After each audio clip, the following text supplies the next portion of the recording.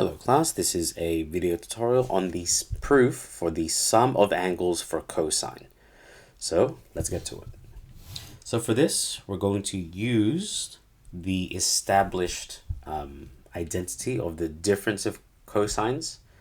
And from here, we're simply going to let b be a negative b, meaning this will become cos of a minus b, which will give us cos of a plus b.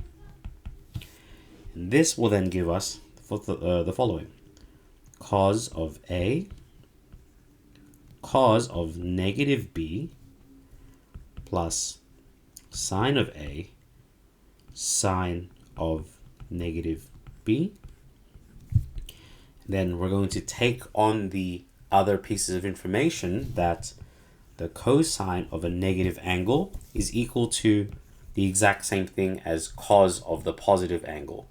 And a proof of that is simply, if we had a triangle here in quadrant 1, for cos, it's just looking at this x value of that triangle.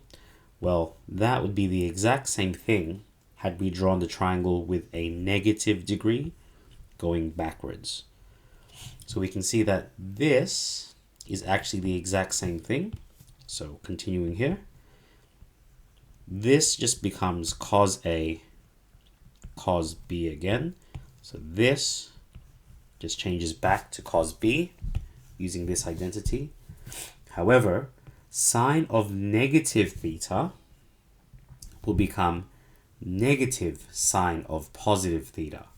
And again, the reasoning for that is when we draw a triangle here in quadrant 1, we're looking at the y value for sine.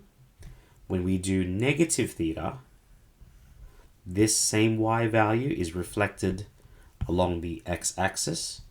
So this y value is the exact same here, but a negative y value, hence why we have negative sine.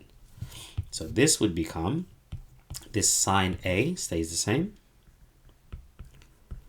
but this sine of negative b will become negative sine b. So negative sine b, which establishes that proof. Cos of a plus b is cos a cos b minus sine a sine b. And that there is our proof for the sum of angles for cosine. Hope to see you in the next video where we take on the next set of proofs for sine. Hope to see you then, and best of luck.